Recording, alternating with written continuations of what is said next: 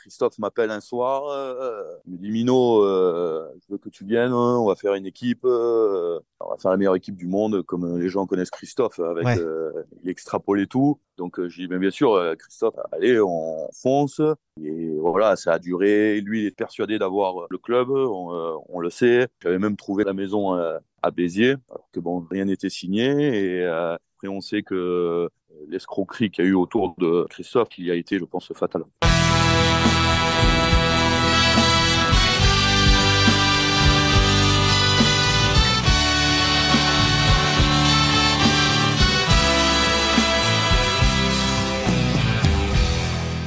Bonjour à toutes et à tous, vous écoutez En Terrain Conquis, le podcast qui donne la parole aux sportifs pros d'hier et d'aujourd'hui qui ont aussi conquis le terrain du business. Pour ce nouvel épisode, je reçois un rugbyman toujours en activité, talonneur de métier. Il a démarré sa carrière professionnelle à Toulon, le Grand Toulon, avec qui il a remporté 3 fois la Coupe d'Europe et aussi le Top 14. Passé ensuite par La Rochelle, il évolue depuis 2020 à Grenoble. Je reçois Jean-Charles Orioli. Bonjour Jean-Charles, comment ça va ? Bonjour. Ben, très bien, merci beaucoup. Jean-Charles, merci d'avoir accepté mon invitation dans Terrain Conquis. Je le disais en intro, beau palmarès avec des titres que tu as connus plus tôt dans la première partie de ta carrière. Si tu veux bien, je vais présenter à ceux qui ne le connaîtraient pas bien ton parcours sportif. Et si je me trompe, t'hésites pas à me renvoyer dans mes 22 mètres. Tu es donc formé au rugby club toulonnais, que tu rejoins dès l'âge de 13 ans. Et tu arrives en équipe première en 2009, la même année qu'un certain Johnny Wilkinson. Toi, tu grandis au contact d'un talonneur expérimenté, Sébastien Bruno, et tu dois grandir vite, au rythme du club qui empile les stars chaque année. Tu joues 8 saisons au RCT, tu y remportes 3 H-Cup d'affilée, 2013, 2014, 2015, et le bouclier de Brennus en 2014. Un bouclier que toi et Toulon ont aussi manqué 4 fois en finale durant ta période au club. C'est presque un record pour un seul joueur. C'est d'ailleurs sur une dernière finale perdue en 2017 contre Clermont, que tu ne joues pas d'ailleurs car tu es blessé, que tu termines ton aventure avec ton club de cœur, direction La Rochelle, où tu vas jouer 3 ans et atteindre une demi-finale de top 14 la deuxième saison. Et en 2020, à l'issue d'une saison arrêtée pour cause de Covid, tu redescends d'un niveau et tu signes à Grenoble en Pro D2, le FCG, qui est encore ton club aujourd'hui et pour lequel tu disputes ta 3e saison. Est-ce qu'on est bon ? Tout est bon. On est pas mal. Alors, on va pouvoir regarder un peu plus en détail ce beau parcours qui prend ses origines dans le Var. Tu es Oui, certes né en Bourgogne, à Châtillon-sur-Seine. Très belle commune qu'on salue bien sûr, en 1989, mais tes parents déménagent dans le sud-est quand tu as 3 ans, à Soliès-Pont, c'est bien ça ? c'est exactement ça. C'est une commune à une quinzaine de kilomètres au nord de Toulon, qui est aussi connue pour être le fief d'une légende du rugby français, Christophe Dominici. D'ailleurs, est-ce que ta famille et la sienne se connaissaient un petit peu ? Oui, un petit peu, parce qu'on était du même village. Et Christophe était propriétaire du bar qui est au centre du village, qu'on fréquentait après la messe le dimanche, tu te doutes. Et donc voilà, on s'est croisés plusieurs fois. Jeannot, son papa, sa famille, et Christophe aussi. Qu'est-ce qui t'amène au rugby ? C'est peut-être ton premier sport d'ailleurs. Le rugby, tout simplement parce que à l'école, tous les copains le mercredi vont jouer au rugby à Soliès et le dimanche se retrouvent autour du stade Jean Murat pour voir jouer le RCS à l'époque.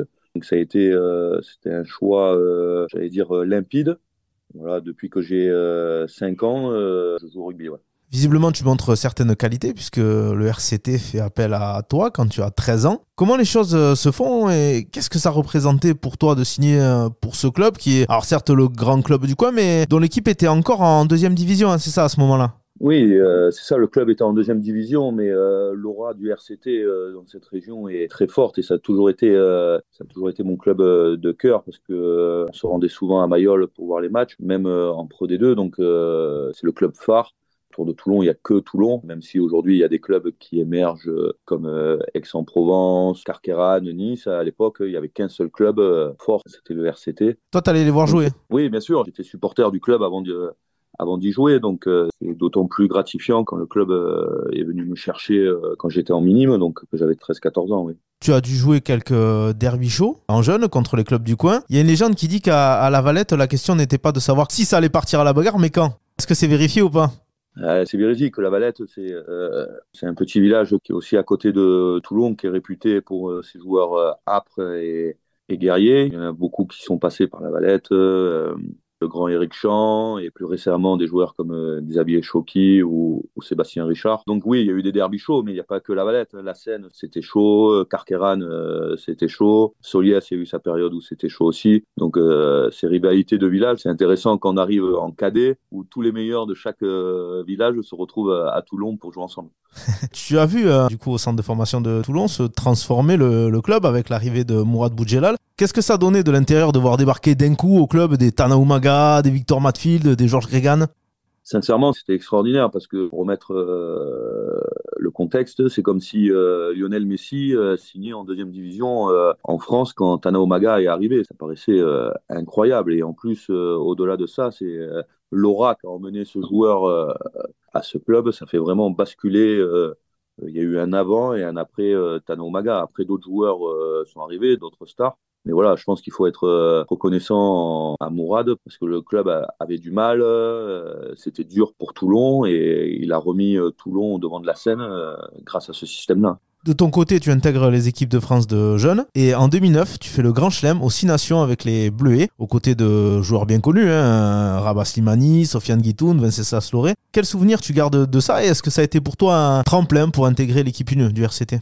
Bien sûr que j'en garde un souvenir très fort parce qu'on gagne le tournoi sur une année compliquée en se déplaçant en Irlande, en Italie et en Angleterre. C'est vrai qu'on avait une génération 89 qui était extraordinaire. En plus, il y avait 2-3 90 qui nous rejoignaient, des joueurs comme Romain Taoufinois, il y avait Rémi Lamora, Jérémy Saint-Zel. Il y avait des super joueurs. C'est vrai que le fait de jouer en France moins de 20, même si je commençais un peu à m'entraîner avec Toulon, a propulsé un peu en ascension en équipe première. Tu intègres donc l'équipe première, entraînée par Philippe Saint-André pour la saison 2009-2010. Quand on a 20 ans, ça fait quoi d'arriver dans un vestiaire où on a à côté de soi Johnny Wilkinson, Juan Fernandez-Lobé, Giovanni Nicker? Est-ce que c'était impressionnant? Est-ce qu'il y en avait un peut-être qui t'impressionnait encore plus que les autres?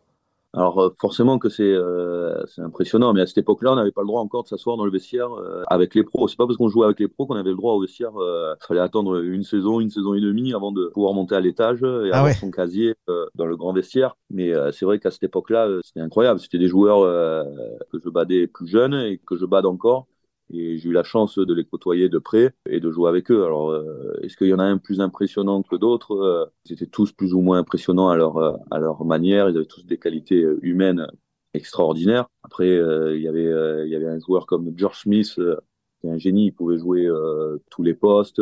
Bien sûr, Johnny, par sa force de travail, son abnégation et son professionnalisme, rien de le regarder, on progressait. Et puis Lobé, pour citer que lui, dans la préparation des matchs. Après, il y a eu Bakis et Juan Smith.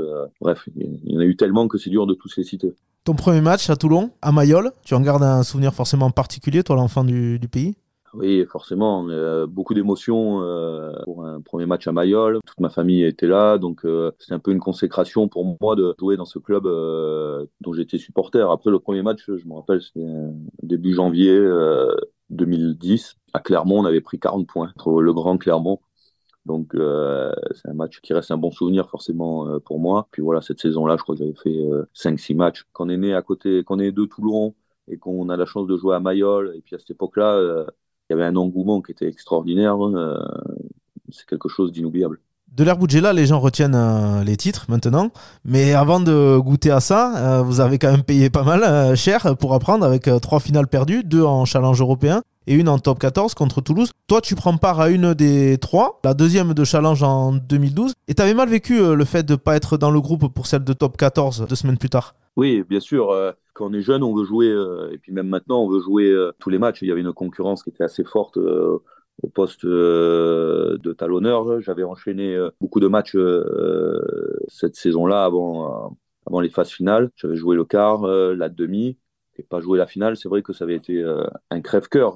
Aller au Stade de France pour regarder les copains jouer, c'est vrai que c'est très dur. Alors vient la saison 2012-2013 et le début des années fastes à Toulon. Le talonneur titulaire du RCT, Sébastien Bruno, prend de l'âge, il a 38 ans. Du coup, toi, tu joues plus et cette fois, tu as le droit, toi aussi, de perdre sur le terrain ta propre finale de top 14 contre Castres. Voilà, c'était ton baptême.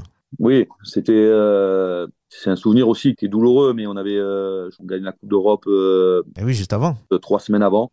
Derrière, on fait 6 jours après la finale de Coupe d'Europe, on joue le Grand Toulouse en demi-finale à Nantes. Si les souvenirs sont bons. Et sincèrement, c'est dur d'enchaîner les deux phases finales. Chaque match, c'est des matchs qui tapaient très fort. Je pense qu'on arrivait un peu fatigué contre Castres. Et puis à l'époque, Castres, et puis c'est toujours une belle équipe qui était dure à manier avec ce jour-là un grand Rory Cocotte Et Rémi Thalès qui met des drops à la fin. Thalès qui met le drop, ouais. Heureusement, il y avait eu la belle consolation, même plus que ça, puisque vous avez remporté la Coupe d'Europe. Toi, c'était ton premier titre. En tant qu'enfant du club, ça devait être une émotion particulière, non? Ah, c'était extraordinaire.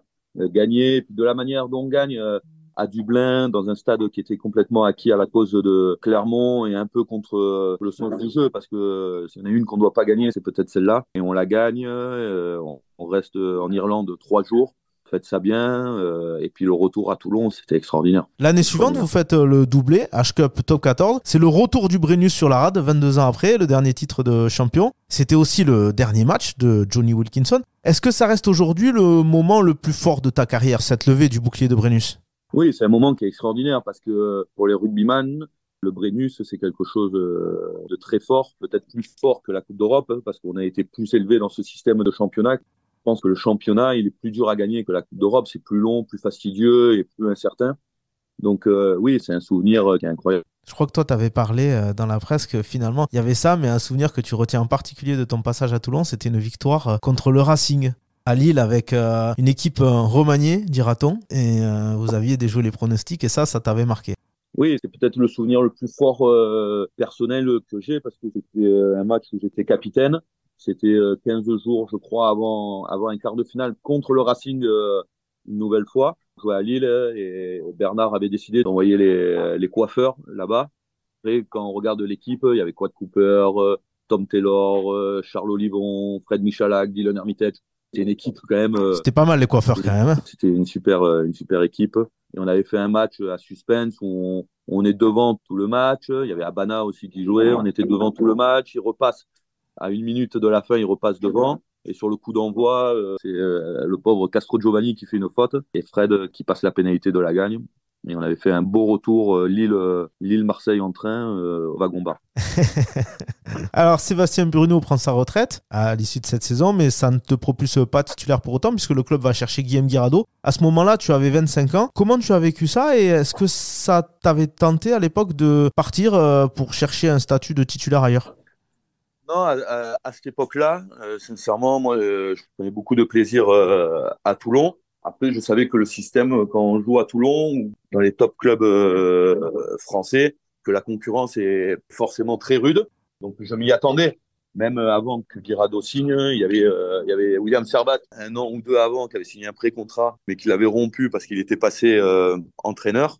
Donc voilà, non, sincèrement, quand il arrivait, et puis en plus, j'avais hâte de travailler avec Guillaume parce que c'était un sacré joueur et j'avais envie encore de progresser. Ta dernière finale sur le terrain avec le RCT, c'est ce fameux Toulon Racing à Barcelone, devant près de 100 000 spectateurs. Match que vous perdez alors que le Racing a eu un carton rouge après même pas 20 minutes de jeu. Quel souvenir tu gardes de ce moment qui était aussi le dernier match de Bernard Laporte, je crois, en tant qu'entraîneur du RCT? Je pense que c'est le souvenir le plus douloureux que j'ai au rugby. C'est une finale dans un lieu magique. C'était extraordinaire. Le New Camp, c'est un stade qui est fabuleux. Il y avait 100 000 personnes. On fait un début de match très cohérent, où sincèrement, on domine, on marque. Ils prennent un rouge. Ils doivent prendre un deuxième rouge, mais l'arbitre va tuer le match et il met pas le deuxième rouge. Et derrière, on perd cette finale sur une dernière mêlée à 5 mètres de leur ligne. Et sincèrement, c'est un souvenir très douloureux. Au début de la saison suivante, tu fais un choix important. Tu décides de quitter le cocon à 27 ans. Et tu dis dans une interview, je sais qu'ici, on ne me donnera jamais les clés du camion. Ça a été une décision difficile. Et en fait, on a l'impression que c'est la raison qui l'a emporté sur le cœur. Oui, il y avait ça. Je sais que je connais Toulon, je sais comment on fonctionnait. On avait toujours besoin d'avoir des noms, tout de même. Puis un joueur issu de la formation, c'est compliqué. Donc voilà. Et puis je sentais que voilà, il y a une page qui se tournait et avec beaucoup de joueurs qui partaient, des entraîneurs qui étaient partis. Il y avait beaucoup de chamboulements. Et je voulais pas rester pour rester, être aigri et critiquer. Et puis j'avais envie aussi de voir si si j'avais capacité de m'imposer dans un autre club loin de chez moi. Pour tes 8 saisons à Toulon, tu aurais sans doute mérité un vibrant hommage de Mayol tout à la fin du championnat, mais ça s'est pas passé comme ça. Tu t'es sectionné un ligament du genou au cœur de l'hiver dans un match contre Lyon, et ton aventure avec le RCT s'est terminée de cette façon. C'était un peu à l'image finalement de ces 8 ans au RCT. Il a manqué la petite cerise sur le gâteau, quoi. Oui, oui, c'est vrai que c'est dur de ne pas choisir son match quand on part, faire ses adieux comme on le souhaite, mais voilà, après ça fait partie de la carrière d'un joueur. Le club m'a rendu hommage d'autres manières.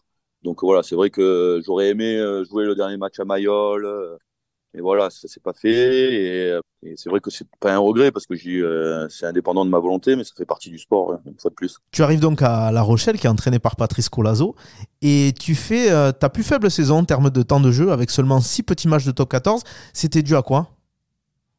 Ben, j'étais arrivé déjà blessé, donc j'ai repris la saison qu'au mois de novembre, je pense. Et après, il y a eu une période d'adaptation qui a été un peu plus longue que prévu cette année-là. La deuxième saison est à l'inverse la plus dense pour toi, sportivement, avec un temps de jeu largement supérieur. Une demi-finale de top 14, une finale de Challenge Cup perdue contre Clermont. Ah, décidément, des finales, t'en as perdu, t'as pas eu de Contre bol. Clermont, j'en ai fait. Ouais. La seule, d'ailleurs, finale que tu démarres dans ta carrière en tant que titulaire, cette saison est la seule de ta carrière en top 14 où tu es plus de fois titulaire que remplaçant. Est-ce que c'est la plus aboutie de ta carrière? Oui, c'est une saison pleine. On avait un super groupe qui commençait vraiment à s'émanciper et à avoir des résultats. Après, on avait cette année-là, il y avait un plafond de verre. Il y avait deux équipes qui étaient vraiment au-dessus de nous. C'était Clermont et Toulouse, et c'est eux qui nous barrent la route, que ce soit en Coupe d'Europe et en championnat. Sur le plan personnel, tu es devenu papa pour la première fois. Est-ce que ça a changé des choses pour toi et peut-être bouleversé un peu les priorités? Je pense que tous ceux qui ont eu des enfants savent que ça change la vie d'être papa. On relativise beaucoup plus de choses. Et voilà, on change, le sens des priorités évolue forcément. On est moins insouciant et beaucoup moins égoïste qu'avant. Donc voilà, c'est une chose qui est merveilleuse. Bon, t'étais basé à l'île de Ré, je crois. Le cadre était pas mal, hein. Sincèrement, moi j'ai eu beaucoup de mal à m'acclimater. Moi qui étais Toulon, la Méditerranée, Porquerolles, j'ai eu du mal à m'acclimater au temps, aux gens. Et après, j'ai réalisé que cet endroit est vraiment merveilleux. Il y a un côté, une douceur de vivre que j'ai rarement retrouvé ailleurs. Et c'est pour ça que j'ai gardé beaucoup d'attaches là-bas. Arrive alors cette saison 2019-2020, la plus étrange, j'ai envie de dire. Tu es en fin de contrat et tu l'es toujours lorsque le Covid vient tout arrêter. Cette année-là, Ronan O'Gara a pris en main l'équipe première. Est-ce qu'il y avait un lien par rapport à ça? C'est dur d'analyser après coup. Voilà, c'était une saison plutôt mitigée. Enfin, il y avait de la concurrence. Il y avait Pierre Bougarit qui faisait une bonne saison aussi. Moi, j'arrivais en fin de contrat et tous les autres talonneurs étaient sous contrat. La période Covid, voilà, a fait que l'aventure s'est pas continuée. Ça avait étonné les gens parce que la saison d'avant, tu mets Pierre Bougarit qui est un international potentiel sur le banc. Là, t'étais en fin de contrat, t'es pas prolongé. Les gens s'étaient étonnés de ça. Oui, mais après, voilà, ça fait partie aussi du jeu. Il y a d'autres données que le sportif qu'il faut prendre en compte. Et puis, une fois de plus, cette année-là, Bougarit faisait une bien meilleure saison. Donc, j'ai pas d'animosité envers ça. Tu m'arrêtes si je me trompe, mais durant le confinement, il y a 2 clubs qui s'intéressent à toi. Clermont en top 14 et Grenoble en Pro D2. Avant d'évoquer l'épisode Béziers, il apparaissait que tu avais donné ta préférence au FCG. Pourquoi ce choix de la Pro D2 alors que ton CV avait largement de quoi intéresser des clubs de top 14? Ben, tout d'abord parce que le FCG, c'était le premier à s'être vraiment renseigné sur moi. Ils avaient un projet audacieux et ça me rapprochait de chez moi. Et puis Grenoble, ça reste quand même une place forte du rugby. Et j'avais envie de participer à un projet à moyen terme avec des possibilités de remonter. Arrive la saison, enfin la fin de saison et cet épisode complètement dingue là du rachat avorté de Béziers par des Émiratis, un projet porté par Christophe Dominici, c'était une de tes idoles hein, quand même, tu l'as dit. Et ton nom apparaît dans tous les médias, dans la liste des recrues potentielles de l'ASB. Est-ce que tu peux raconter cette semaine un peu délirante et j'imagine aussi frustrante pour toi? Non, mais c'était sincèrement, c'est une semaine, même une quinzaine de jours qui était complètement folle. Christophe m'appelle un soir, il me dit Mino, je veux que tu viennes, hein, on va faire une équipe, on va faire la meilleure équipe du monde, comme les gens connaissent Christophe, avec Ouais. il extrapolait tout. Donc je dis bien sûr, Christophe, allez, on fonce. Et voilà, ça a duré. Lui il est persuadé d'avoir le club, on le sait. J'avais même trouvé la maison à Béziers, alors que bon, rien n'était signé. Et après, on sait que l'escroquerie qu'il y a eu autour de Christophe, qui a été, je pense, fatale. Ah, ça a dû être un coup terrible pour toi aussi en tant que joueur, parce que du coup, tu te retrouves sans club à une période où tous les clubs ont déjà bouclé leur recrutement. Toi, tu as 31 ans, tu as donc encore quand même un peu de rugby de haut niveau devant toi. Qu'est-ce qui se passe dans ta tête à ce moment-là? Non, c'est une période qui n'était pas évidente. Après, on était en plein milieu encore de la crise Covid. Les clubs avaient demandé des sacrifices aux joueurs, des baisses de salaire. Donc, c'est pour ça que certains clubs étaient refroidis en termes de recrutement. Mais après, sincèrement, je l'ai pris avec philosophie. S'il aurait fallu arrêter, j'aurais arrêté. J'avais ma famille qui était en bonne santé. Tout allait bien. Donc, voilà, je sais qu'un jour, la parenthèse, et bientôt, va s'arrêter. Donc, voilà, j'ai pris ça avec philosophie. Donc, tu rejoins au final Grenoble début novembre en tant que joker médical. Grenoble, une grosse écurie de Pro D2, favori à la montée. J'imagine que toi aussi, tu devais espérer une remontée rapide, mais tout n'a pas été aussi simple pour le club comme pour toi d'ailleurs, puisque tu as connu aussi une grosse blessure. Oui, l'année où on arrive, on arrive à décrocher une extremis les phases finales. On tombe contre une équipe de Biarritz chez elle qui était, il faut l'avouer, plus forte et plus organisée que nous, qui cette année-là, je crois, monte. Donc voilà. Et après, l'année d'après, sur le premier match de préparation, je fais une rupture du tendon d'Achille qui m'écarte presque jusqu'à la fin de la saison et le club a rencontré des difficultés tout au long de la saison, en effet. Les cadences un peu moins élevées de la Pro D2 t'offrent quand même plus de temps libre et donc plus de temps à consacrer à ton autre vie, celle d'entrepreneur que tu as démarré très jeune, en 2014 alors que tu étais à Toulon commercialisant du champagne, siglé RCT. Comment ça t'est venu cette idée de te lancer dans cette aventure à seulement 25 ans? Bah, en fait, c'est une histoire de rencontre. J'ai rencontré une personne qui s'appelle Jean-Louis Mallard, qui a un domaine de champagne à Haï, en Champagne, forcément. Donc voilà, on a parlé d'opportunités et j'ai dit pourquoi pas lancer une gamme de champagne RCT. Et Mourad était très friand de ce genre de projet et donc il nous a suivis. Je crois que tu avais quelques bases de management avec tes études, où tu as obtenu, si je m'abuse, un DUT en gestion des entreprises et de l'administration. Est-ce que ça t'a aidé ou il y a un monde vraiment entre ce que tu apprends à l'école et la réalité du travail? Non, bien sûr que ça m'a aidé. C'est un diplôme qui a été compliqué à obtenir parce que quand on est en centre de formation et qu'on commence à jouer en équipe première, c'est dur de suivre des études qu'on souhaite. Après, c'est vrai qu'il y a des choses qui sont mises en place, mais pas forcément dans les domaines qu'on aimerait. Donc, bien sûr que ça m'a donné des bases en comptabilité, en système juridique et en économie. Donc, non, non, je ne regrette pas du tout d'avoir passé ce diplôme. Et en effet, ça m'a aidé au début de mes projets. Malgré ton activité de joueur professionnel, tu t'es beaucoup investi dans ce projet. C'était pas juste mettre ton nom sur une étiquette et basta, quoi. Tu t'es vraiment impliqué. Non, non, on voulait faire quelque chose de propre, de classe, qui allait avec l'image du RCT, mais aussi du champagne. Donc, on pouvait pas faire un produit bas de gamme en utilisant l'image du RCT et l'image du champagne. Donc, on a fait quelque chose de bien. On s'est développé en CHR, mais aussi en grande distribution. Donc, ça a été une vraie belle expérience pour moi de rencontrer des gens qui disent pas toujours oui. Alors que quand on est sportif de haut niveau, on veut aller faire un examen, c'est oui de suite. On veut aller manger au restaurant, oui, il y a de la place. Il y a toujours des oui. Et là, quand on rentre dans le vrai monde professionnel, eh ben, des fois, c'est non.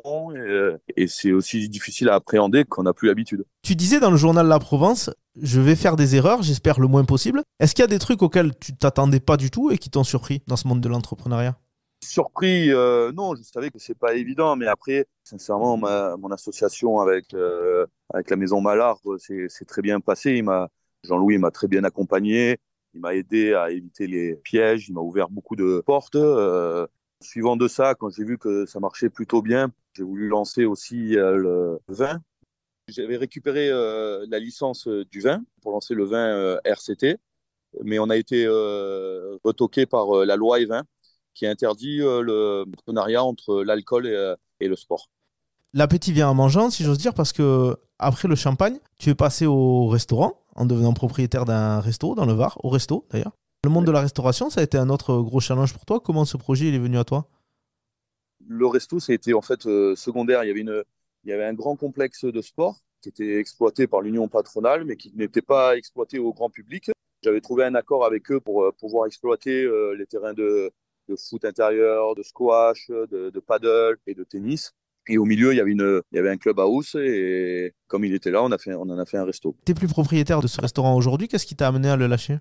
Ben, ce qui m'a mené de le lâcher, c'est que gérer à distance quand on n'est pas là, c'est compliqué. Je suis monté jusqu'à 22 salariés sur les deux structures et en étant très loin, c'est-à-dire à La Rochelle, la période Covid a fait que il y a eu des périodes très plus compliquées et voilà, pour me libérer des soucis, j'ai préféré me retirer de cette aventure. Quand tu dis 22 salariés, ça paraît incroyable quand on est joueur professionnel avec les cadences en top 14, de se retrouver avec ces responsabilités-là.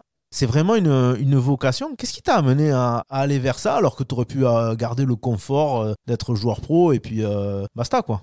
Ben, après, voilà, il faut être conscient que joueur de rugby professionnel, c'est pas footballeur, donc nos revenus sont pas suffisants pour à la fin de la carrière se mettre au golf et se la couler douce. Donc il faut vite penser à sa reconversion. Et une fois de plus, quand on est en activité, il y a certaines portes qui s'ouvrent plus facilement qu'en fin de carrière. Il faut en être conscient. Donc voilà, il faut battre le fer quand il est chaud et saisir les opportunités quand elles se présentent. Aujourd'hui, tu es revenu à tes premières amours, puisque c'est l'alcool, le vin, hein, pour être précis. Je dis pas pour toi la consommation perso, hein. Je dis plus par rapport à tes orientations professionnelles. Est-ce que tu peux m'en parler de ton activité aujourd'hui? Oui, ben, la première société du champagne a toujours existé parce que on a arrêté de commercialiser le champagne RCT, mais je n'ai pas arrêté de commercialiser le champagne. Donc la société était pas en sommeil, donc elle continuait à travailler. Et après, de fil en aiguille, j'ai commencé à acheter du vin, à spéculer dessus et le revendre. Dans ton parcours d'entrepreneur qui a 9 ans maintenant, qu'est-ce qui t'a le plus plu et qu'est-ce que tu changerais ou ne referais pas au contraire si tu en avais le pouvoir? Ce qui m'a le plus plu, c'est que dans les périodes qui sont un peu dures dans le rugby, on a quelque chose d'autre à se raccrocher, à s'occuper. Ça ouvre l'esprit et ça fait relativiser beaucoup de choses. Donc, je pense que c'est très important, ça, face à la blessure, face au moment où on joue un peu moins, aux périodes un peu de doute, de se dire, voilà, j'ai autre chose. Ça ouvre l'esprit, ne pas penser que rugby 100%. Je pense que c'est une bonne chose. Mais après, ce qui est dur, c'est que voilà, c'est un monde qui est l'entrepreneuriat, c'est un monde qui est pas facile. Il faut être vigilant et voilà, faut avoir en tête que voilà, j'ai appris que voilà, de me méfier un peu plus des gens, tout le monde partage pas les mêmes valeurs que nous et que voilà, c'est un monde, l'entrepreneuriat, c'est un monde qui est pas évident, qui est pas facile. C'est un monde de requins, il faut être vigilant, quoi. On arrive à la question récurrente de ce podcast. Si tu devais définir Jean-Charles Ruggioli, le chef d'entreprise, il serait plus proche de Mourad Boudjelal, de Vincent Merlin ou de Nicolas Cugna, les trois présidents que tu as connus dans ta carrière à Toulon, La Rochelle et Grenoble? Aujourd'hui, il serait plus proche de Mourad Boudjelal parce que Mourad, c'est quelqu'un qui a un projet à la minute et j'aime créer des choses comme Mourad. Après, j'espère avoir un jour la longévité de Vincent Merlin, qui est un entrepreneur abouti et qui a réussi tant bien dans son métier, dans le café et la distribution automatique, au niveau rugby, à construire ce club de La Rochelle. Et enfin, j'espère aussi à être aussi brillant que le président Cuina, qui a monté une boîte d'intérim, qui est cotée en bourse et qui gère plusieurs centaines d'employés. Et ça, c'est remarquable aussi. Mais aujourd'hui, je me vois plus comme un Mourad Boudjelal. Ouais. Tu connais ce bruit? C'est la sirène. Dernière possession, il y a un bonus à aller chercher, donc pas d'en avant, on botte pas en touche. On dit que le haut niveau, c'est des détails. C'est une histoire de détails. Certaines personnes qui te connaissent disent que tu avais le potentiel pour aller très haut, plus haut que ce que tu as été. Quels sont pour toi les détails qui t'ont empêché d'aller encore plus haut, justement, d'avoir les clés du camion, comme tu le dis, pendant plusieurs années dans une équipe majeure de top 14, et même d'aller chercher une sélection? Avec le recul, je pense que j'aurais dû travailler un peu plus mes points faibles, rester un peu plus à la salle. Mais une fois de plus, je regrette rien parce que j'ai passé des super moments. Et si je suis le joueur et la personne que je suis, c'est que je me suis construit comme ça. Donc voilà, après, c'est vrai qu'au début de ma carrière, j'étais un peu branque, j'aimais bien déconner. Et voilà, non, je regrette rien. C'est vrai que si j'avais pu jouer plus haut, j'aurais été content. Mais je pense que je peux être reconnaissant de la carrière que j'ai eue et des moments que j'ai passés sur et en dehors, je suis quand même très content. Aujourd'hui, tu as 33 ans, tu en auras 34 cet été. Est-ce que tu as tiré une croix sur le top 14 ou est-ce que ça reste dans un coin de ta tête alors que, je crois, tu seras en fin de contrat à la fin de cette saison? Non, je m'interdis rien, mais c'est vrai que le top 14, c'est un niveau qui est très dur et qui est très énergivore. Donc voilà, moi je suis en fin de contrat ici à Grenoble. On va regarder les opportunités qui se présentent. Voilà, c'est vrai que le projet sportif est important, mais le projet de vie maintenant avec deux enfants, c'est important aussi. Et aussi les opportunités de reconversion et de développement personnel sont importantes. Voilà, quand on a 20 ans, on fait des choix de carrière qui sont différents de 25 ou de 33, quoi. Bon, et puis tu as dit que le président Cunha, il était brillant, donc tu te fermes pas la porte à une prolongation de contrat. Ouais, je pense que en ce moment le club a des difficultés, donc je sais pas si pour l'instant c'est pas à l'ordre du jour une prolongation. Eh bien, Jean-Charles, merci beaucoup d'avoir été mon invité dans Terrain Conquis. Il me reste plus qu'à te souhaiter encore plein de succès sur le terrain du sport avec une potentielle phase finale avec Grenoble, puisque vous êtes plutôt pas mal embarqué cette saison. Et aussi sur le terrain du business avec tes sociétés. Merci à toi de m'avoir donné la parole et à très vite.